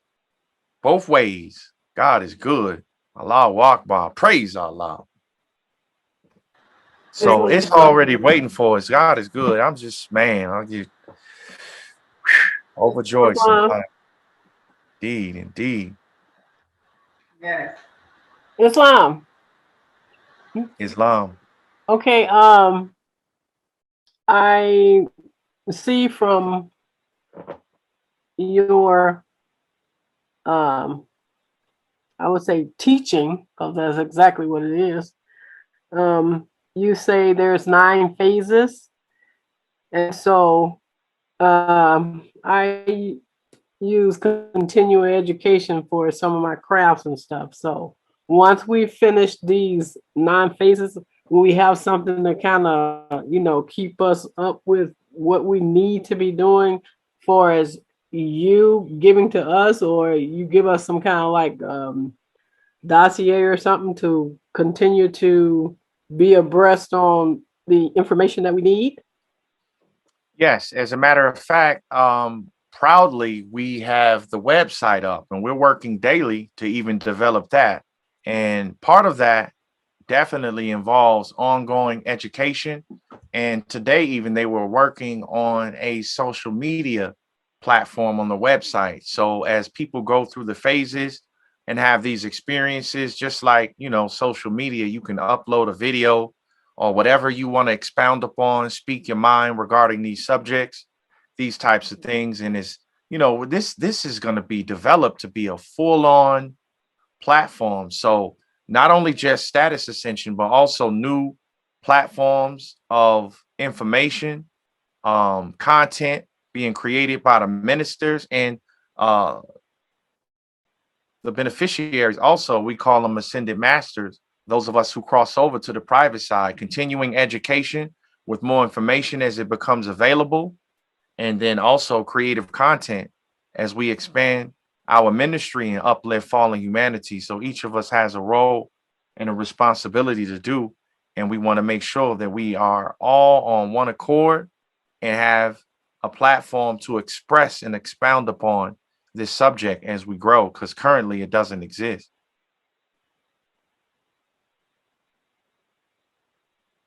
Awesome. Islam.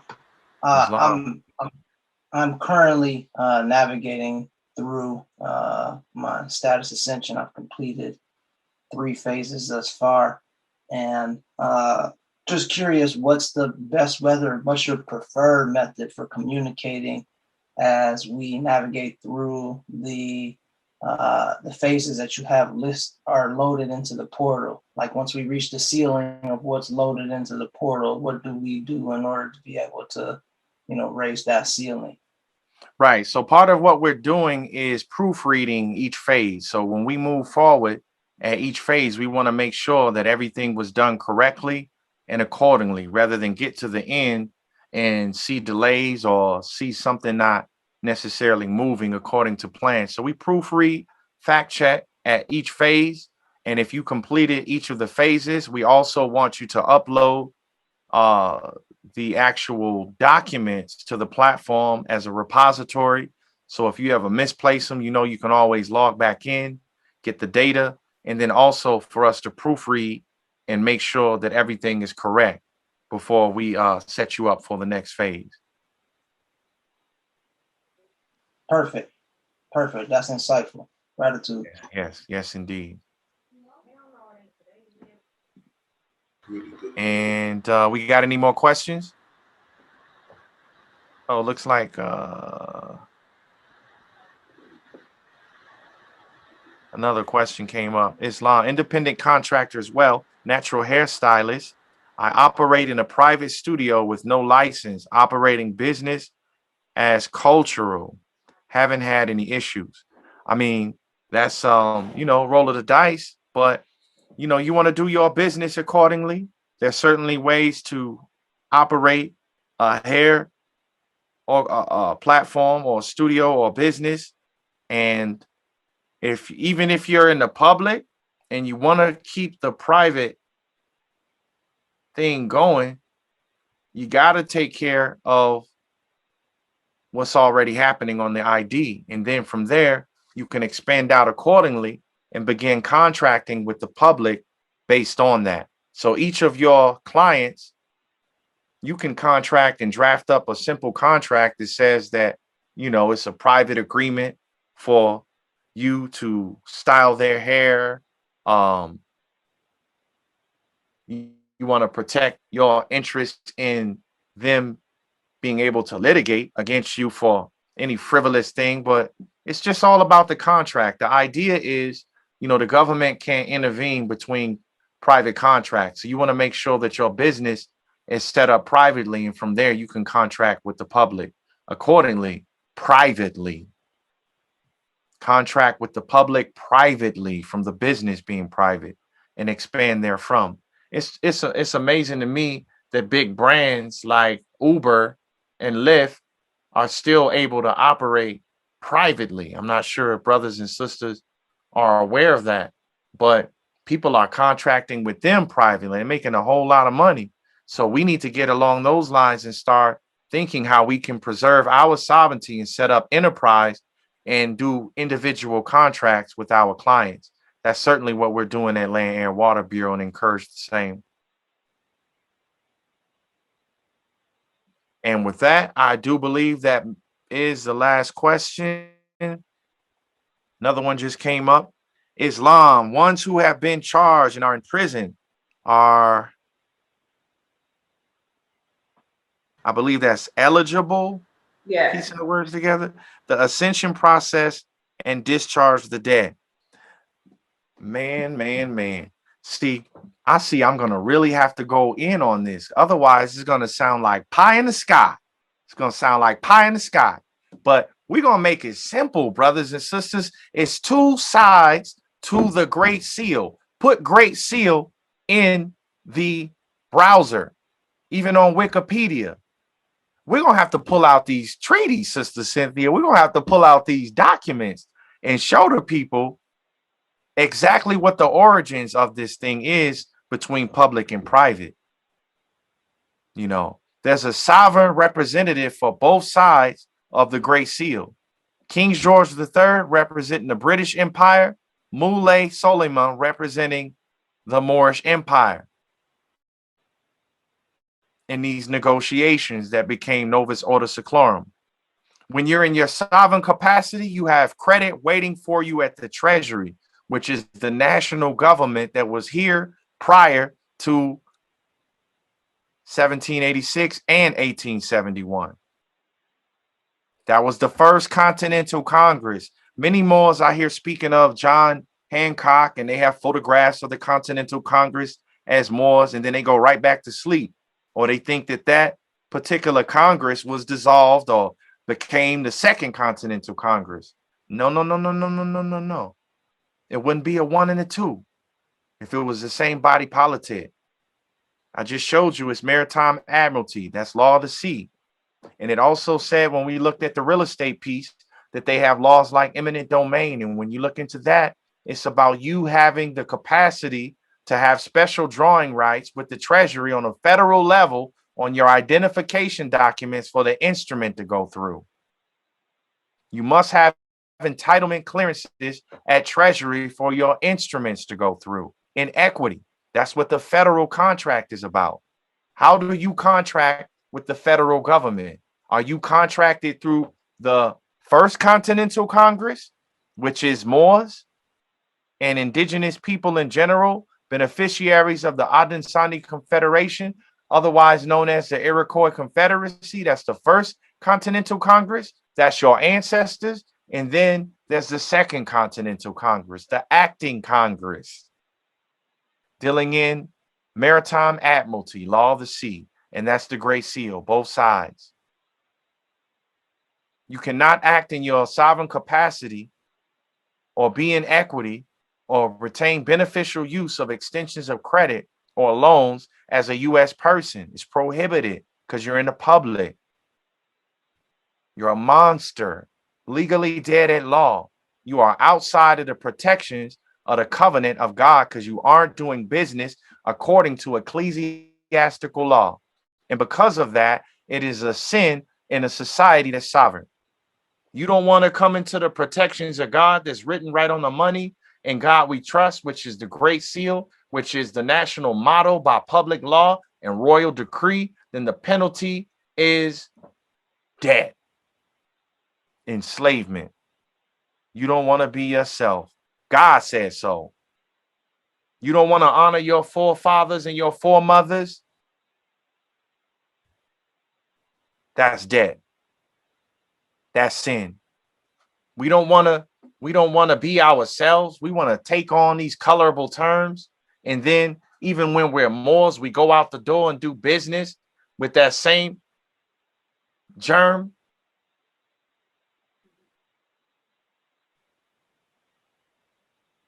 That's a sin. And yes, we got to stop participating in our own enslavement. And we're going to be coming out with this stuff, brothers and sisters. And it is absolutely nothing less than world changing. How about this fact? Thomas Jefferson actually donated about 150,000 quote unquote black men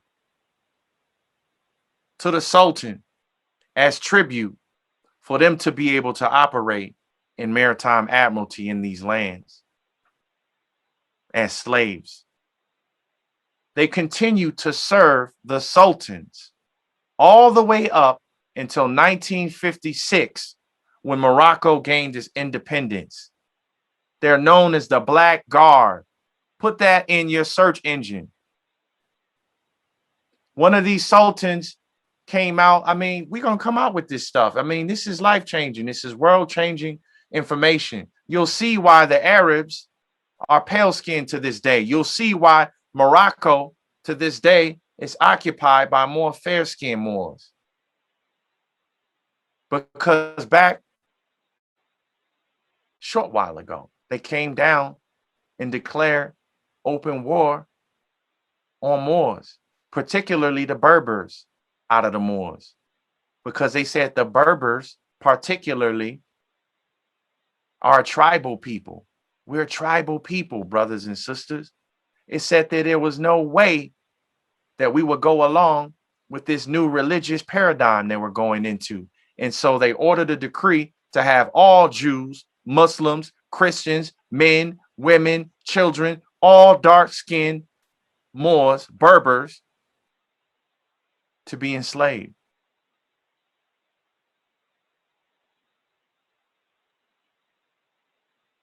And we're still dealing with it to this day. As a matter of state, it's no getting around it.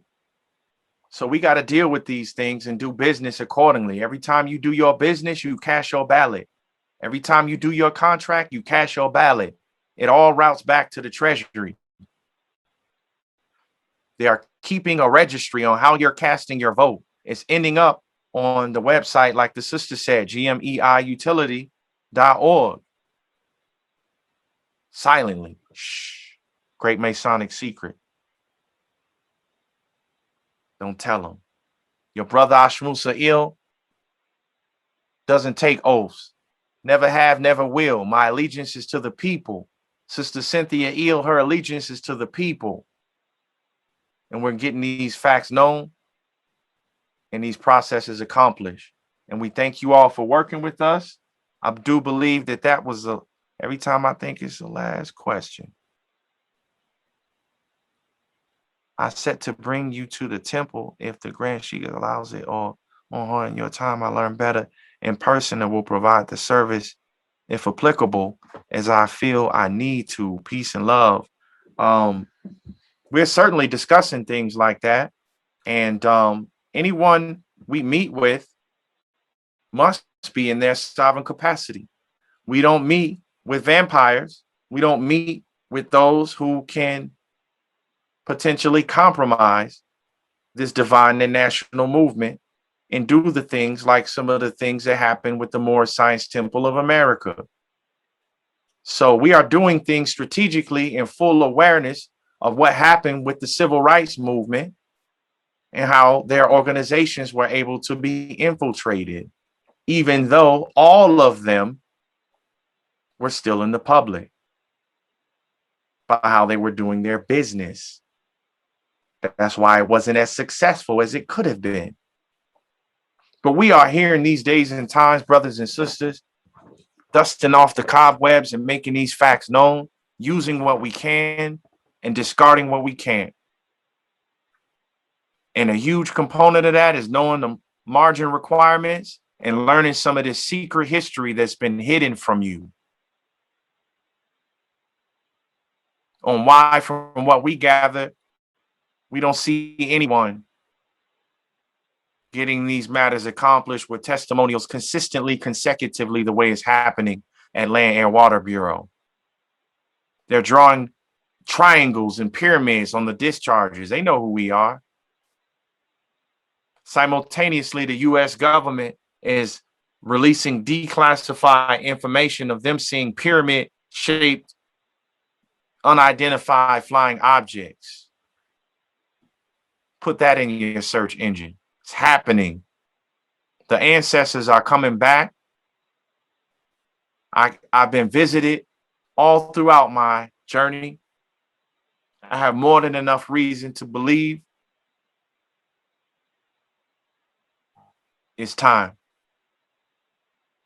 And that's exactly why these revelations are coming through with these breakthroughs, and the rest is just doing the administration and getting it accomplished. So for that, brothers and sisters, we certainly appreciate your time and hearing out some of these thoughts and what we're doing and accomplishing.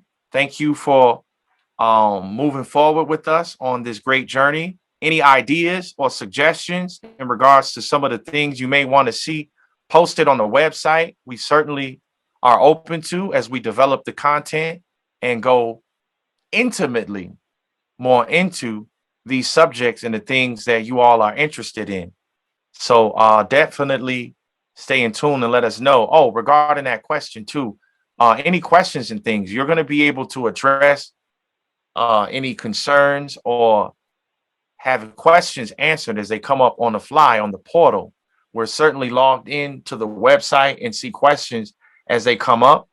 And we're getting things squared away for the minister, Sister Cynthia. She'll also be able to see things and forward them accordingly.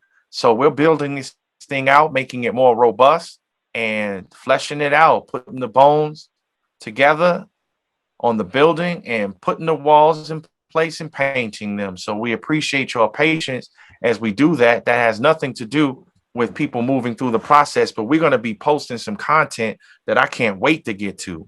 We're just scratching the surface. I just put my toes in the ocean on everything that's been heard on these Zoom meetings, brothers and sisters. I'm sure you all are aware of that. There's a preponderance of information that is irrefutable as it relates to these facts. And we're certainly going to get into it and bring it out on the platform.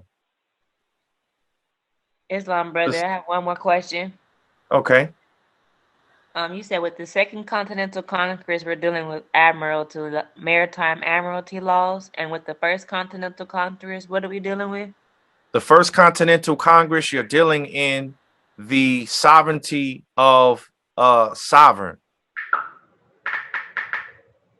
So, as a religious body politic, the British Empire is represented by King George III as a religious society.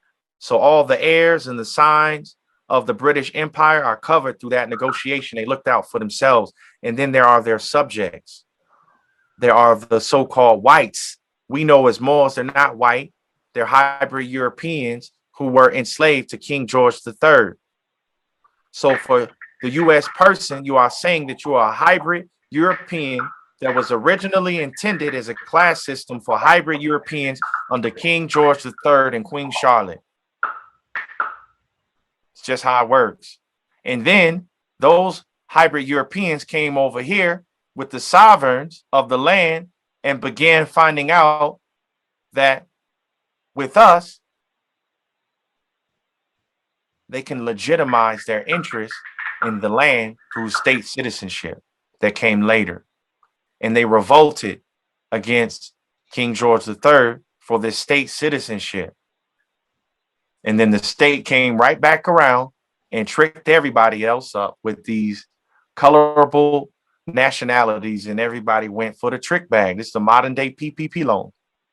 You know, they do these tricks and everyone is confused and thinking these things apply to them, and they actually don't. They actually don't. They could never have subject matter jurisdiction over a Moor because we are beneficiaries of the First Continental Congress, not the second. That's key. It's fatal not to know that. How many people are fighting court cases and have heard or had dealings with courts, and here the feds have over 90+% successful conviction rate? That's because people don't know what jurisdiction they're going into.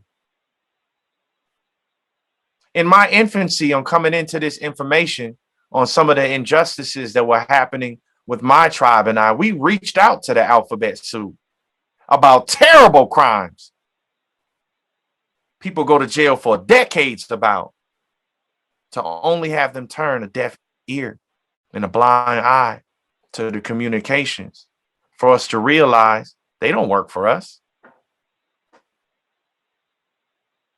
They can't hear us, can't see us. It's a different thing happening. We're on the other side. It's the private side. And they have to protect us if any of their minions get out of line. That's how they protect us, by preventing things from happening from one of their agents. But they can't deal with us. It's a different thing happening. And we got to make sure that we raise people up accordingly, though, because that's a real power. It's a serious power. Heavy is the head that wears the crown. We are law. We bring the law everywhere we go. So we must know these things. We must know the margins. We must know we're sovereign, and we must know how to do business accordingly to those facts. So with that, brothers and sisters, Status Ascension deals and addresses exactly that in these days and times, and setting up this new age of Aquarius, and these informations and these facts coming out and being made abundantly clear in these days and times. So with that, I have divine clarity on this call. I hope you all heard something good that can grow you and move you forward. And any other questions for those who did move forward, send it on the platform. I'm actually going to check back in tonight on the programmers and see how that's coming along, and get right back to it in the morning. I appreciate everyone on this call for being with us within the range of my voice. Peace, love, and light. Islam. Peace, love, and light. Gratitude. Gratitude to our beloved brother ASHMUSA L. Islam. Islam. Islam. Islam. Supreme gratitude, brother. Islam. Can reach him on the platform, Land, Air, and Water. You can also reach me. Most of you know my email address and my phone number. That's why you're here on the call. I hope that you learned something and that you can move forward together in preparing for a better life and better conditions as Moorish Americans. Islam. Islam. Islam. Gratitude for organizing all of this shit. Islam for the meeting. Islam, my pleasure. Thanks for the invite. I did record it. I will be sending out the recording as soon as I get it downloaded.